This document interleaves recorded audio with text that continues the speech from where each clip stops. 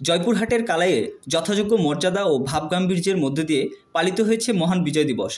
সূর্যোদয়ের সাথে সাথে উপজেলার বিভিন্ন সরকারি, বেসরকারি, আধা সরকারি প্রতিষ্ঠান ও বাসভবনে জাতীয় পতাকা উত্তোলন করা হয়। 1971 সালে যুদ্ধ করে দেশের জন্য জীবন দেওয়া শহীদদের প্রতি গভীর শ্রদ্ধা জানিয়ে সূর্যোদয়ের সাথে সাথে এই দিবসটি পালনের শুরুতে 31 বার তপধ্বনির মাধ্যমে কালাই বাসস্ট্যান্ড এলাকায় মুক্তিযুদ্ধ স্মৃতিসৌধে একে একে পুষ্পস্তবক অর্পণের মধ্য দিয়ে দিনটির শুভ সূচনা হয়।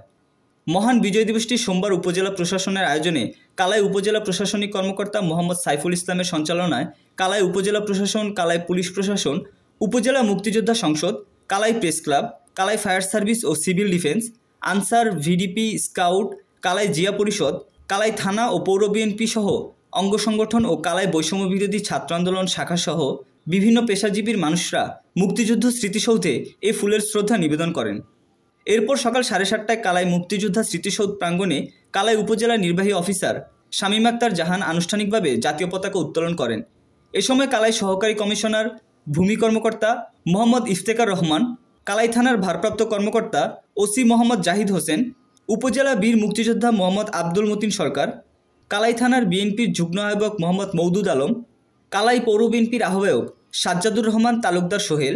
কালাই পৌর বিএনপির যুগ্ম আহ্বায়ক মোহাম্মদ আলিম, কালাই উপজেলা বিএনপির সিনিয়র নেতা মোহাম্মদ আনিসুর রহমান তালুকদার, কালাই জিয়া পরিষদের সভাপতি ও সাংবাদিক মোহাম্মদ আতাউর রহমান, কালাই জিয়া পরিষদের সাধারণ সম্পাদক ও সাংবাদিক তৌহিদুল ইসলাম তালুকদার লাইনর,